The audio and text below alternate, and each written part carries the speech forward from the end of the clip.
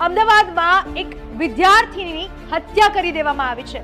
શાળામાં ભણતો એક વિદ્યાર્થી અમદાવાદની એક શાળામાં 7th ડે સ્કૂલ નામની આ સ્કૂલ હતી અને આ સ્કૂલમાં વિદ્યાર્થીઓ વચ્ચે બબાલ થઈ હતી અઠવાડિયા પહેલા, જેમાં સીડી ઉતરતા વખતે ધક્કો વાગી ગયો એક છોકરાને અને પરિણામે એ છોકરાઓના જૂથ વચ્ચે બે વિદ્યાર્થીઓ વચ્ચે ઝઘડો થયો।